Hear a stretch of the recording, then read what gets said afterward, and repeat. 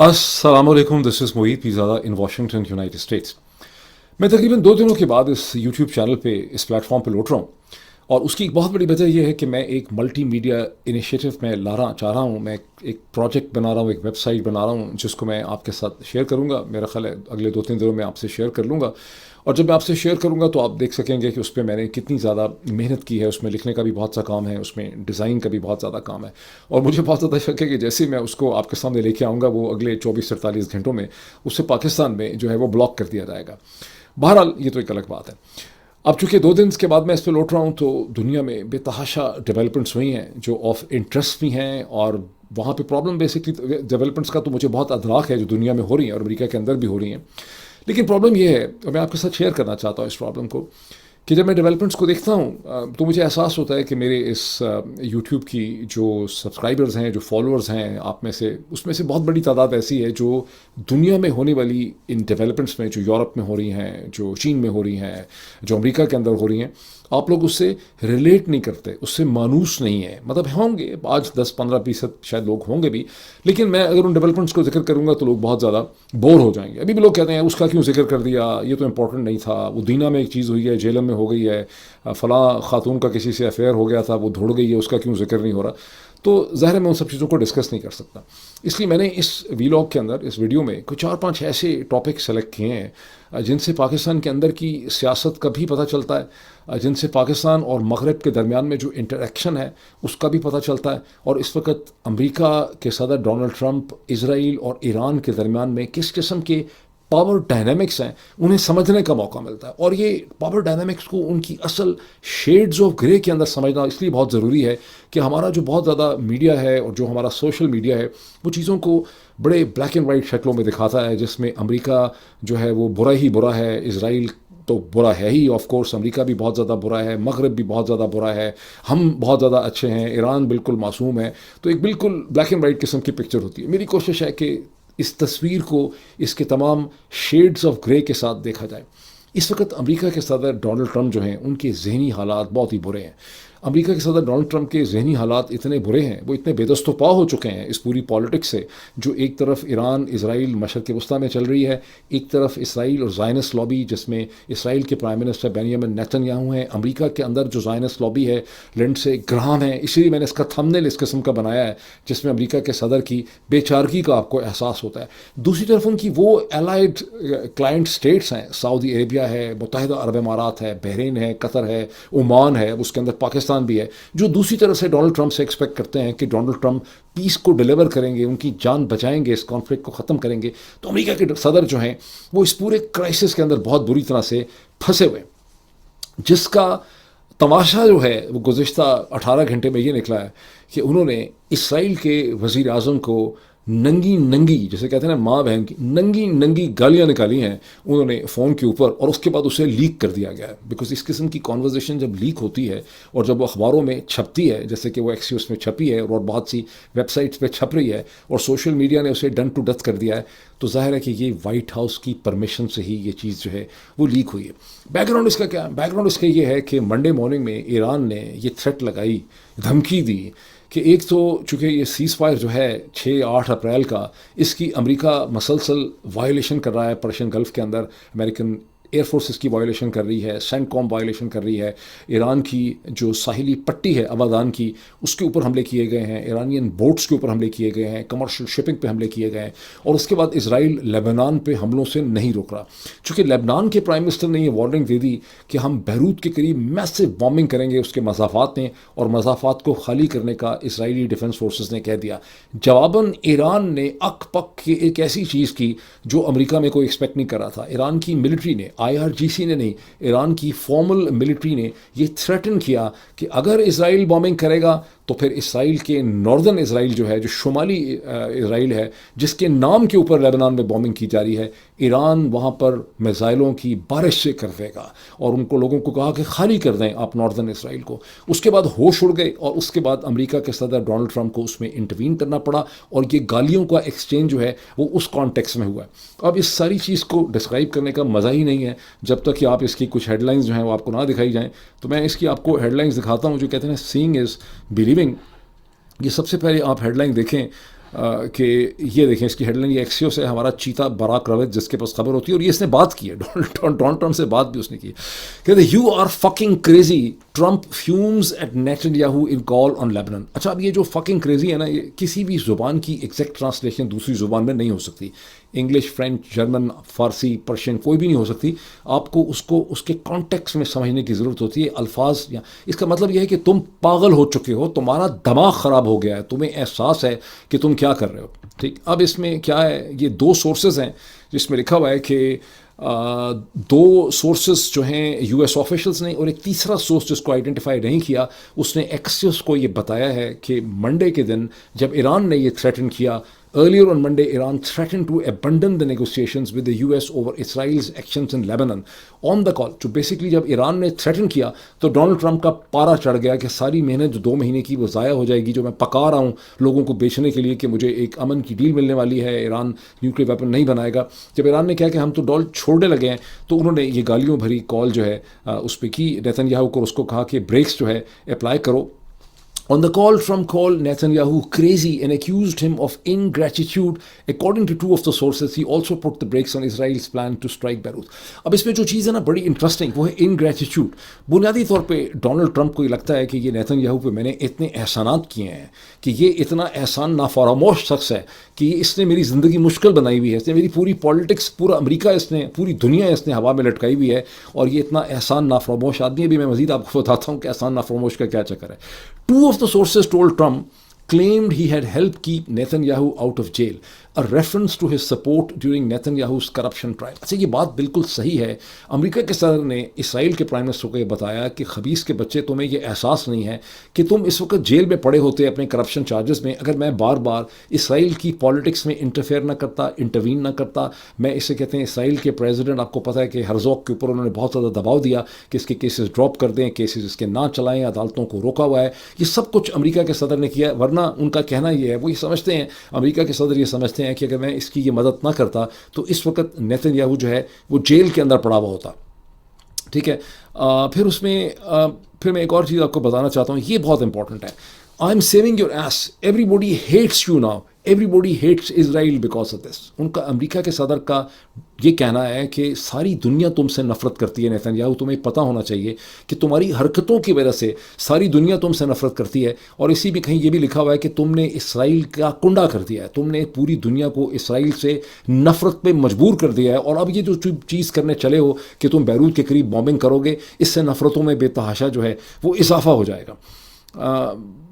پھر اس کے بعد میں بتاؤں آپ کو کہ ایک اور جو یو ایس آفیشل ہے، اس نے یہ کہا کہ ٹرمپ جو ہیں انہیں اس کا احساس ہے کہ اسرائیل نے بہت زیادہ لوگوں کو مار دیا ہے. 3000 کہتے ہیں 3200 لوگ جو ہیں کم از کم بھی جاں بحق ہو چکے ہیں لبنان کے اندر. اور سب سے زیادہ جو ڈونلڈ ٹرمپ اپنے ساتھیوں کو کہہ رہے ہیں کہ یہ کتنا عجیب و غریب آدمی ہے کہ یہ ایک حزب اللہ کے بندے کو، یہ 2 لوگوں کو مارنے کے لیے پورا کا پورا ٹاور جو ہے وہ نیچے گرا دیتا ہے. And this is totally acceptable, یہ ان ایکسیپٹیبل ہے.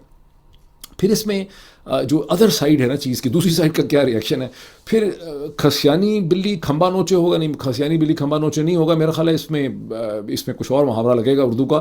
بنیادی طور پہ اس ساری کانورزیشن جو ہوئی اتنی خوفناک قسم کی، اس کے بعد اسرائیل کے پرائم منسٹر نے اپنی سائڈ کور کرنے کے لیے ایک سٹیٹمنٹ ایشو کی، اپنی عزت بچانے کے لیے، اپنی عزت رکھنے کے لیے، جس میں نیتن-یاہو نے کہا کہ میں نے امریکہ کے صدر کو یہ بتا دیا ہے کہ اگر ہمارے اوپر حزب اللہ حملے کرے گا تو we reserve the right to hit back at them, اور ہمارے حملے جاری رہیں گے، اور ہمارے آپریشن جو ہیں وہ ساؤتھ لیبنان کے اندر جاری رہیں گے. ساؤتھ لیبنان میں ضرور جاری رہیں گے according to New York time analysis, جو میں ابھی آپ کو دکھاتا ہوں. اس کا نیٹ رزلٹ کے نیو یارک ٹائمز نے ساری تفصیلات اس طرح سے تو کور نہیں کی ہیں جس طرح سے ایکسیوس نے دی ہیں، پتہ تو ان کو بھی ہے کہ کیا ہوا ہے. لیکن انہوں نے یہ کہا ہے کہ جب ایک ٹف کال ہوئی between American president and Israeli prime minister, اس کے بعد نیٹ افیکٹ اس کا یہ نکلا ہے کہ حزب اللہ نے بھی یہ پرومس کیا ہے، کیونکہ حزب اللہ کی ایک جو انڈائریکٹلی حزب اللہ سے امریکہ کے صدر یہ کہتے ہیں کہ میری انڈائریکٹلی حزب اللہ کے ساتھ بات ہوئی ہے. اصل میں لیبنان کی جو ایک دوسری پارٹی ہے، عمل پارٹی، عمل کے جو لیڈر ہیں نبی بحری، ان کے ساتھ ڈونلڈ ٹرمپ کی بات ہوئی ہے منڈے کے دن میں. اور نبی بحری نے ان کو یہ کہا ہے کہ حماس جو ہے ارریسپیکٹو آف ایران، اسرائیل کے ساتھ ایک سیپریٹ ایگریمنٹ کرنے کو تیار ہے. یہاں پہ مسئلہ یہ ہے کہ جو سارے ایگریمنٹ کیے جاتے ہیں وہ لیبنان کی اس پھوکی مری ہوئی حکومت کے ساتھ اسرائیل کے کروائے ہیں امریکہ نے، جس کو صورتحال کے اوپر کوئی کنٹرول نہیں ہے. جو ایکچوئل پلیئر ہے اس کی پاور پالیٹکس کے اندر وہ ہے حزب اللہ. ضرورت اس چیز کی ہے کہ حزب اللہ اور اسرائیل کے درمیان میں ایک پیس ایگریمنٹ ہو. اور نبی بیری نے ٹرمپ کو یہ کہا ہے، جو عمل کے لیڈر ہیں اور جو میرے خیال ان کی اسمبلی کے اسپیکر ہیں، لیبنان کی اسمبلی کے اسپیکر، کہ حزب اللہ ڈائریکٹلی اسرائیل کے ساتھ ایگریمنٹ کرنے کو تیار ہے. اسرائیل ویسے وہ ایگریمنٹ کرنا نہیں چاہتا.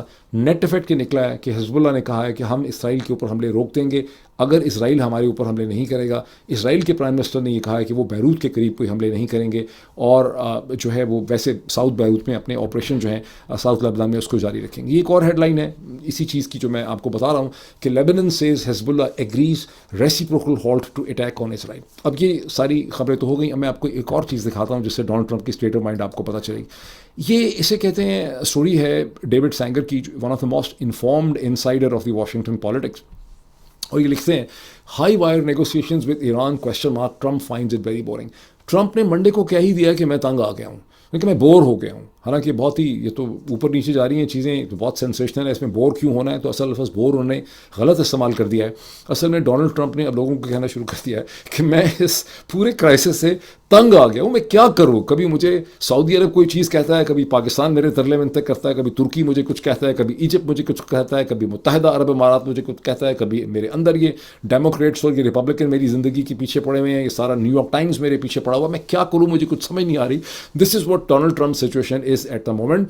اسی لیے میں نے وہ تھم نیل میں ان کی اس قسم کی جو ہے وہ شکل بنائی ہے. وہ تنگ آ چکا ہے امریکہ کے صدر کہ یہ کرائسس جو ہے جو میں نے شروع کیا اس آدمی کی خاطر، نیتن یاہو کی خاطر، یہ کرائسس جو ہے وہ بالکل کنٹرول نہیں ہو رہا. اس ساری سچویشن کو دیکھ کے آپ کو کیا بات پتہ چلتی ہے؟ اس سے آپ کو یہ پتہ چلتا ہے کہ باوجود اس کے کہ ڈونلڈ ٹرمپ بار بار ایک بہت بڑی جنگ کی بات کر دیتے ہیں، پیٹ ہیگسیت جو ہیں، جو سیکرٹری ڈیفینس ہیں، وہ بات کر دیتے ہیں، بہت سے اور جو ہاکس ہیں وہ بات کر دیتے ہیں، لنڈسے گراہم بات کر دیتے ہیں، اس وقت امریکہ کے اندر کوئی کیپیسٹی نہیں ہے ایران کے ساتھ کوئی بہت بڑی جنگ کرنے کی. ایرانیوں کو بھی اسی چیز کا پتہ ہے کہ بہت بڑی جنگ نہیں ہو سکتی. ہاں سرجیکل اسٹرائکس ہو سکتی ہیں، ان کے کوسٹ لائن کے اوپر حملے ہو سکتے ہیں. ابھی پچھلے 24 گھنٹوں میں ہی اسرائیل نے جنگ کو بڑھانے کے لیے IRGC کے ایک لیڈر کو، جو میرا خیال ایک جنرل کے لیول کے تھے، ان کو انہوں نے ایک سرجیکل اسٹرائک یا ڈرون اسٹرائک کر کے ایران میں مار ڈالا ہے. اس قسم کے کرائمز شاید ہوتے رہیں گے، لیکن کوئی بہت بڑی جنگ جس میں امریکہ کود پڑے اور اسرائیل امریکہ کی ملٹری پاور کے بغیر ایران کو انگیج نہیں کر سکتا کسی بڑے کانفلکٹ میں. اور اتنی گڈ ول میں کمی ہو چکی ہے کہ یہ کرنا جو ہے وہ تقریباً مجھے اسٹیج کے اوپر لگ رہا ہے کہ ناممکن ہوگا. اچھا، اب ان ساری چیزوں سے نکل کے ہم آتے ہیں پیارے پاکستان کی طرف. پیارے پاکستان کا حال یہ ہے کہ یہاں پر یورپین یونین کی high representative for foreign policy and national security جو ہیں، کائیا کیلس ان کا نام ہے. یہ پہلے ایسٹونیا کی، ان کی آپ پکچر دیکھ رہے ہیں، یہ پہلے ایسٹونیا کی پرائم منسٹر ہوتی تھیں اور اب یہ یورپین یونین کی ہائی ریپرزنٹیٹیو ہیں اور اس کی وائس پریزیڈنٹ بھی ہیں EU کی. یہ اس وقت پاکستان میں ہیں. یہاں سے آپ ان کی تصویریں دیکھ سکتے ہیں.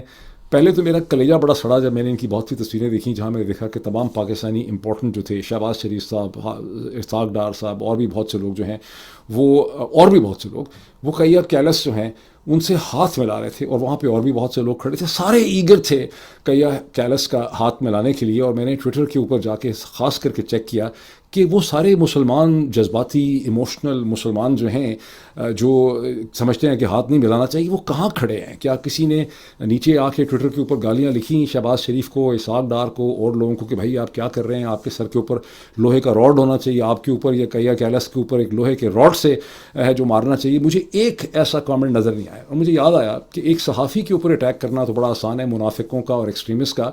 چند دن پہلے ایران کے جو فارن منسٹر ہیں عباس ارغچی، انہوں نے ہندوستان میں جب وہاں پہ میٹنگ ہو رہی تھی، سمٹ ہو رہا تھا فارن منسٹرز کا، تو برکس کا، تو وہاں پہ انہوں نے ایک خاتون ڈپلومیٹ جنہوں نے ان سے آگے ہاتھ ملانے کے لیے باقاعدہ بیچاری نے اپنا ہاتھ آگے کیا. عباس ارغچی نے بیچاروں نے بڑا شرما کے اپنے سینے کو ہاتھ لگایا اور کہا کہ میں آپ سے ہاتھ نہیں ملا سکتا. جب ہندوستان میں ظاہر ہے اس کی بڑی تنقید ہو رہی تھی کہ یار یہ عجیب و غریب آدمی ہے، کیا کیا اس نے، امبیرس کر دیا خاتون کو، ہیوملیٹ کر دیا، اس کو کوئی ایٹیکیٹ نہیں ہے، تھنگس لائک دس. یہ ڈبیٹ ہو رہی تھی انڈیا کے اندر. تو میں نے اس ویڈیو کے ساتھ ایک ٹویٹ کیا. میں نے کہا کہ لگتا تو بہت برا ہے, اس کے اوپر میں نے ایک لائن لکھی, میں نے کہا لگتا تو بہت برا ہے but it is his political problem back at home. Because مجھے پتا تھا کہ 50 سال سے جب سے اسلامک ریولیوشن آیا ہے 1979 کا, اس کے بعد سے ایران واحد مسلم ملک ہے. 50 سے زیادہ ملک ہیں مسلم جو OIC کے ممبر ہیں, پتہ نہیں 55 56 57 ہیں, لیکن ایران واحد ملک ہے جس کی آفیشیل اسٹیٹ پالیسی ہے کہ آپ کسی بھی پبلک فورم میں ایک پبلک آفیشل جو ہے, آدمی اور عورت ایک دوسرے سے ہاتھ نہیں ملا سکتے. اور ایران کے کسی بھی پبلک آفیشل نے 1979 کے بعد ہاتھ نہیں ملایا. اکا دکا ایسا ہو گیا کہ کسی خاتون نے کسی میل آفیشل سے, کسی فیمیل آفیشل نے کسی سے ہاتھ ملا لیا تو ان کو ان کی جاب اور نوکری سے نکال دیا گیا اور ان کو بڑی پنشمنٹ یا ان کی بڑی سرزنش ہوئی. نوئنگ فلی ویل میں نے کہا کہ یہ ایک پولیٹیکل مسئلہ ہے.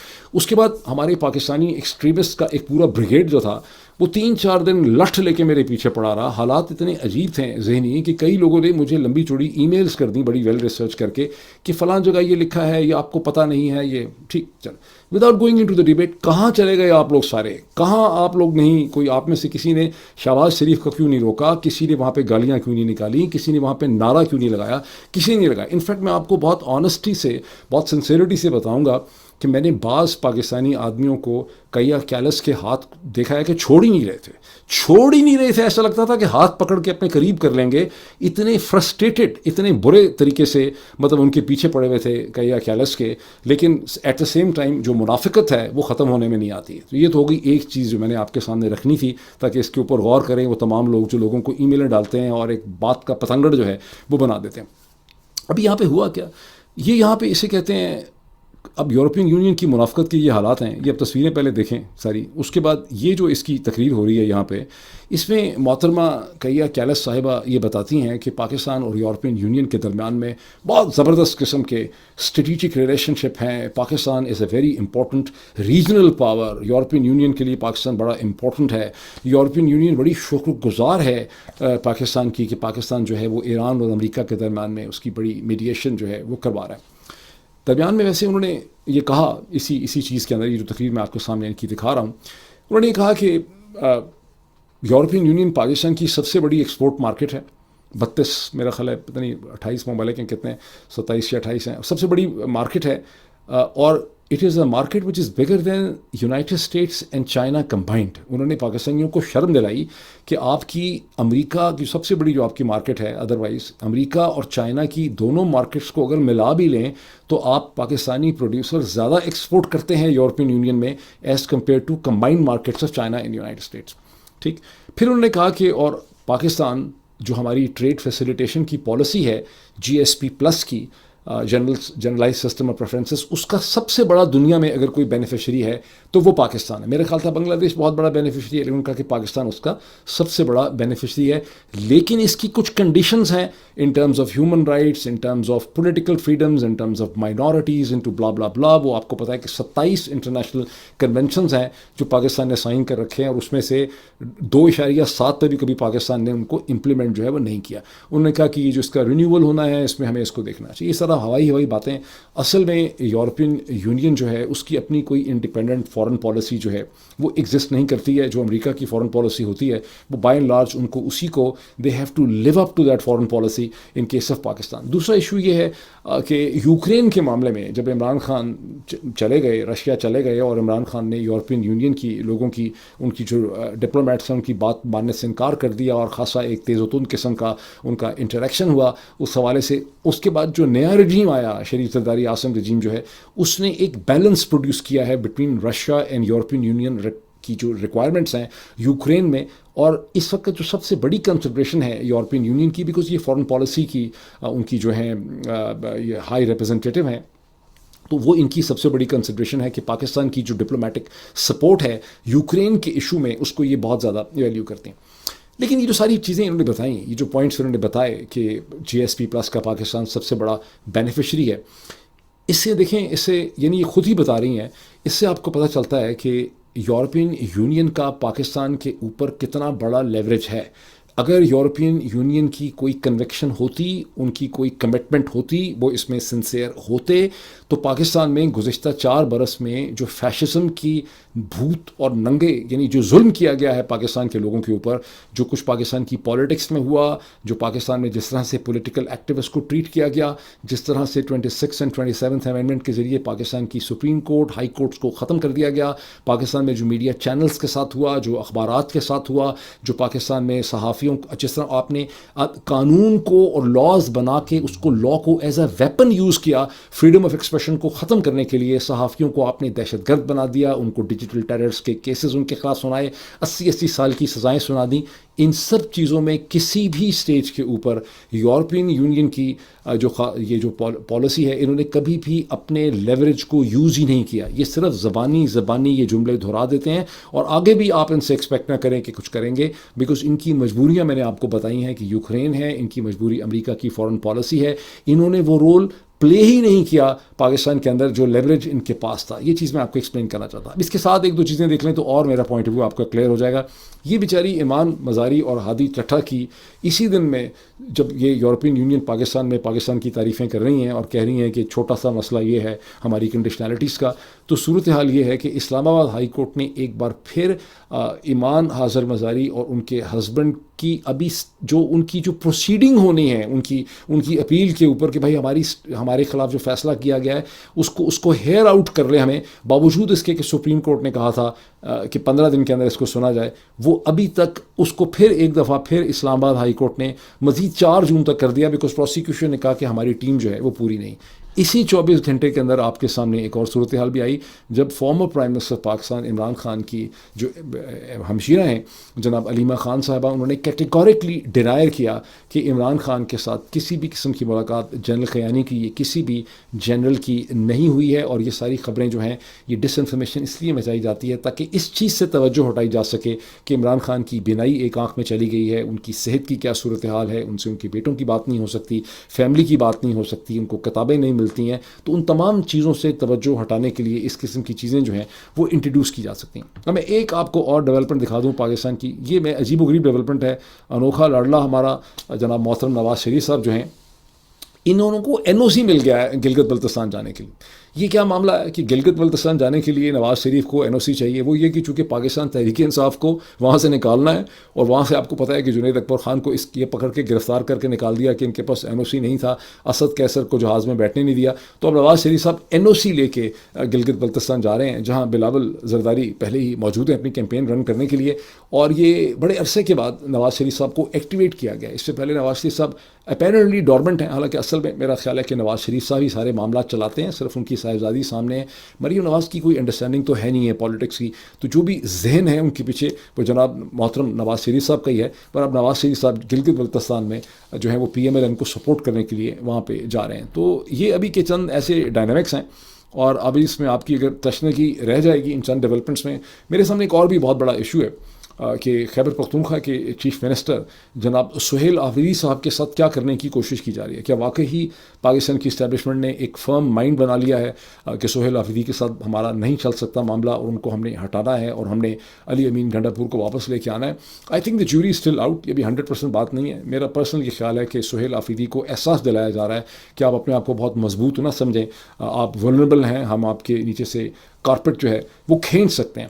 لیکن میں اس حوالے سے ایک ڈیٹیل ڈسکشن کرنا چاہتا ہوں، اور میں اگلے ویلاگ میں وہ ڈسکشن ابھی کروں گا. ابھی اتنا ہی، پھر آپ سے ملاقات ہوتی ہے. اپنا خیال رکھیے. بہت شکریہ.